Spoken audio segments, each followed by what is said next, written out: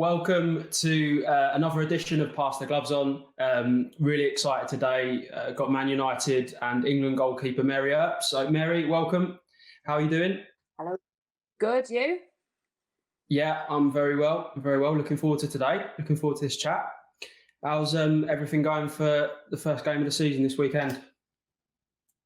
Yeah, good. It's been obviously a really strange time, sort of with all the protocols and new procedures that have been put in place, but it also feels like such a long time coming. I feel like I've not played a football game, a competitive one anyway, for 6 months. So I think we're all just raring to go now, ready to get on the pitch on Sunday and at home. So it's exciting. Yeah.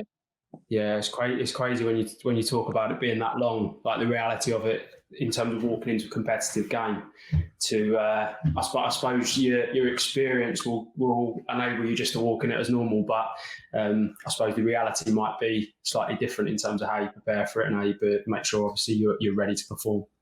But good luck for that opening game, and obviously I'm sure everyone will be watching eagerly to see the results. So obviously thanks for coming on.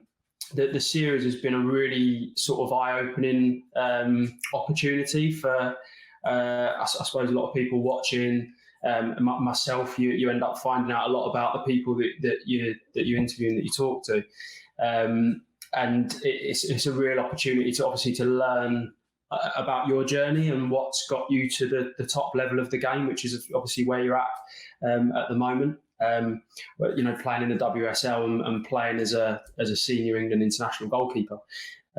So a great sort of opportunity for us to talk about your journey. I know when we've spoken before, you speak really open, honestly about your experiences and obviously the highs and the lows that have ended up getting you to this point, of which everyone has to go through to get to the top of their game. I don't think anyone has a smooth journey.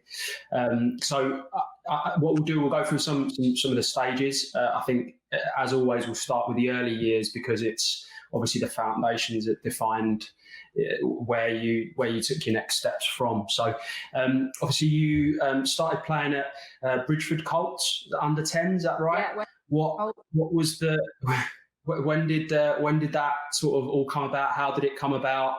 And what got you into wanting to be a footballer? Yeah, I think it's kind of that same old story that you get as a female footballer. But my brother and my dad were playing in the back garden. I must have been about 8 years old. And one day I thought, you know what, that looks fun. I want to join in.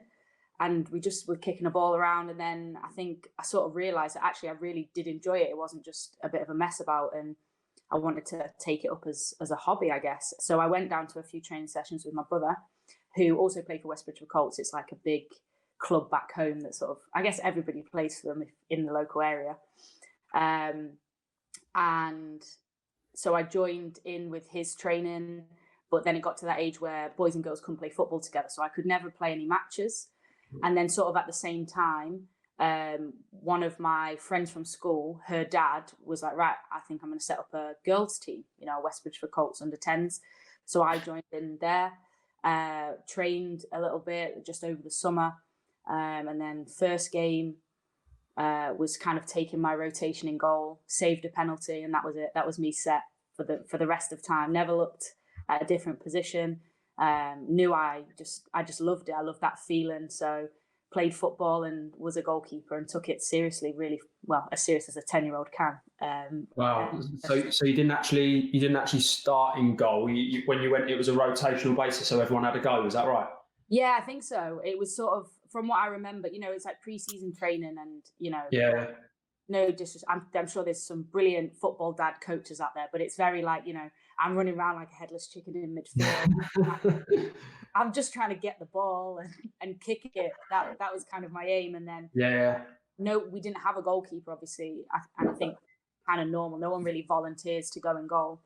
And it was my turn sort of. I don't know if we were doing like 20-minute slots, but I seem to remember going in for my slot, saving a penalty, and then I played the rest of the game. So no one else rotated after that. I think I remember specifically my dad was standing quite close to the goal, and I was doing like a cartwheel, and he was like, "Hey, you're playing a game." as you know, a 10-year-old girl would. And then I was just like, Dad, I'm bored. Like I want the ball, you know. And then saved this penalty, and that was it. It was just, that I didn't want to do anything else. I didn't care that I was all the time. I just loved it.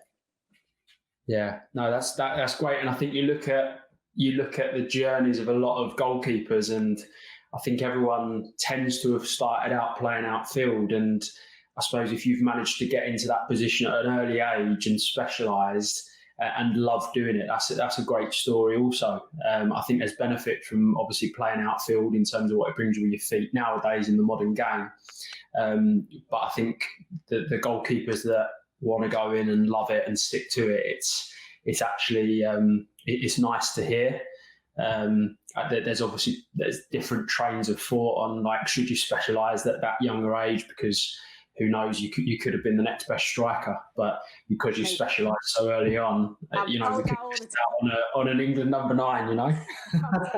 Private training that I definitely could have made it as a striker. Never. So you then joined Leicester in the Centre of Excellence. So what was it like going from that period where you was playing for enjoyment, for fun, and then suddenly things started to get a little bit more professional in terms of how you approach training and games? What was that period like for you? Yeah, so I think I didn't really take it. That I definitely think Leicester was the point that it changed for me. That was around the age of 14. I sort of decided to go on trial at a couple of places and try and get in a centre of excellence, and I got in at Leicester, which was great. And yeah, just going and getting kind of that was probably my first experience of goalkeeper coaching, though it wasn't as regular as what it is today.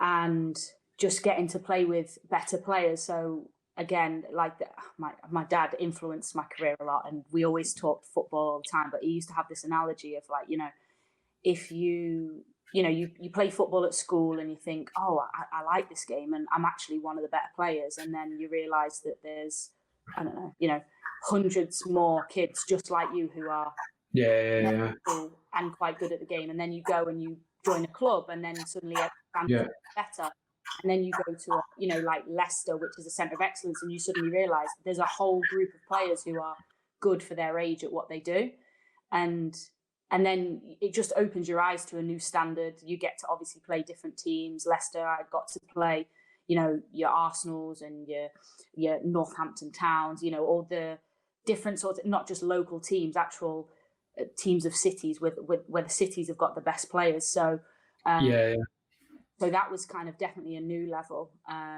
just going to that centre of excellence. And that was the first time, England then under 15s, I got into trials there. So Leicester was a huge part of my development. And then soon after that, Leanne Hall joined the club, which is that opened my eyes even further to that, to a different style of training, a different level of commitment to the game. Obviously, she was an ex-England goalkeeper, and I just absolutely loved working with her, seeing her train, seeing her mentality, the way she approached it. She taught me a lot, probably without even realising it, just from training alongside her. That wasn't probably till I was about 16 though, when I joined. 16, when I got invited to train with the seniors. So at first, Leicester was, under 14s, under 15s, under 16s. I think that was the time I played for them, just centre of excellence. I think I went there 3 or 4 times a week. And then when I invited to train with the senior team, that was another level altogether, training with the first team. Yeah. So in terms of the early part of your involvement with the Centre of Excellence, what would you say your biggest learnings were? Which we'll talk about it moving on into the senior setup in a minute. What was your biggest learnings going into that environment that you, thinking back, that you sort of that have, I suppose, impressed themselves on you? Yeah, I think definitely first experience of goalkeeper, like specific goalkeeper coaching, and not just being warmed up by a player, like and getting some really specific technical detail. I definitely remember having that. Training more regularly in general, 3 or 4 times a week. That again, probably training like 2 evenings a week with my team, and then playing on a Sunday. But we were training maybe 3 times and then playing on the Sunday. new standard of players to train with and against as well.